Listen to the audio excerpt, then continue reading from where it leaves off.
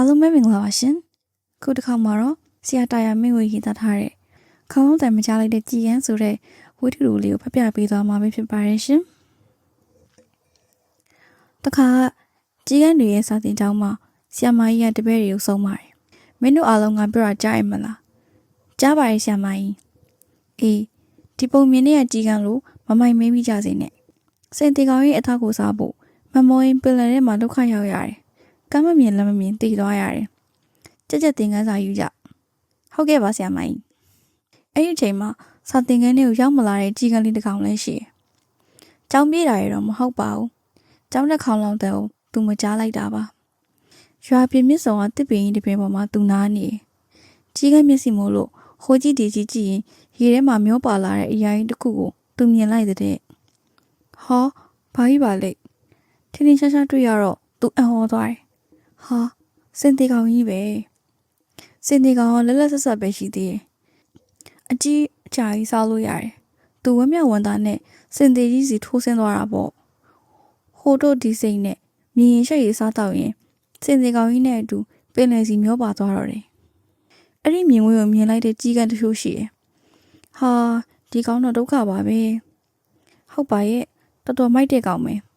အဲ့ဒီသတင်းကကြီးကန်းနေရွာထဲမှာအော်အော်တောင်းတင်းဖြစ်ကုန်တော့တယ်စင်တင်နဲ့အတူပါသွားတဲ့ကြီးကန်းလေးကတော့စင်တီသားကိုစားပြီးသူ့ဘာသာကျင်းနဲ့အားရနေတယ်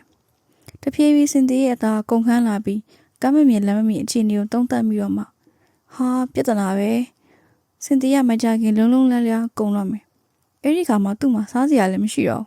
နားစရာလည်းမရှိတော့ဒေါင်းလိုက်ပဲဖြစ်ဖြစ်အလဲရလိုက်ပဲဖြစ်ဖြစ်ပင်လယ်ကိုဖြတ်ပြီးသူမကူးနိုင်ဘူးငါဘယ်လိုလုပ်ရပါမလဲကုသိုလ်ကလေးနည်းနည်းကောင်းကျင်တော့တခြားတရိษံသေးကောင်ကြီးမျောလာတဲ့ထက်တိုးတယ်တကောင်မိတကောင်ပေါ်ခုံတက်လို့နိုင်စားရင်သူ့အသက်ကိုရသလောက်ဆွဲဆက်နေရတယ်တဲ့ကြီးကနေရဲ့ရွာမှာတော့သူ့ကြောင့်မိလျော်စာပြုလာပါပြီကြီးမိုက်များရဲ့စရင်ထဲမှာနာမည်တစ်ခုအနေနဲ့ပဲတွင်းလိုက်ကြပါပြီစင်သေးကောင်မမမီရဲ့ကြီးကန်းကြောင်ပြောတိုင်းဆရာမကြီးကသူ့ကိုဥမာပြုပြီးဆုံးမရတော့တာပေါ့အဲ့လိုနဲ့3နှစ်လောက်ကြာမှာ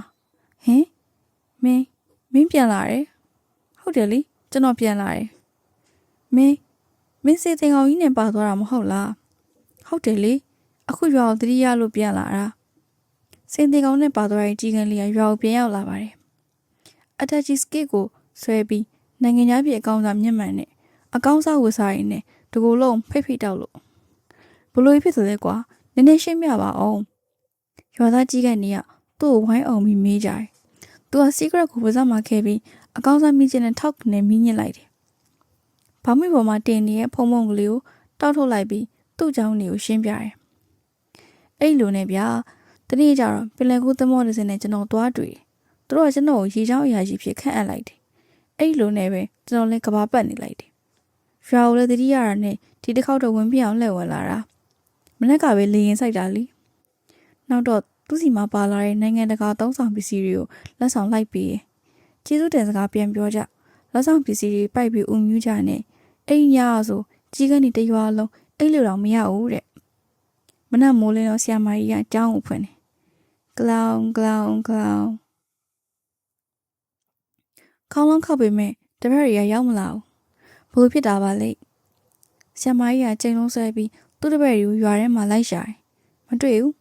တွေ့မဲ့တွေ့တော့ရွာပြင်မြစ်စုံပေါ်ကတစ်ပင်ကြီးပေါ်မှာသူ့တပည့်တွေအားလုံးစီစီရီရီနာလို့ဆရာမကြီးကဒေါသတကြီးနဲ့မေးလိုက်တယ်မင်းတို့ခေါင်းလောင်းခောက်တာမကြောက်လားအားလုံးကပြန်ပြေမချလိုက်ပါဘူးနေပါအောင်မင်းတို့အဲ့ဒီမှာဘာလုပ်နေကြရလဲဒီတစ်ခါပြန်ပြေတော့လေညီလူညာလူပါပဲစင်သေးကောင်ကိုစောင့်နေတာအဆုံးထိနားထောင်ပေးကြတဲ့အတွက်အားလုံးကျေးဇူးတင်ပါတယ်ရှင်ဆက်ပြီးချင်းမြတ်လို့သူများအားလုံးလည်းရှင်လန်းချမ်းမြေ့ကြပါစေရှင်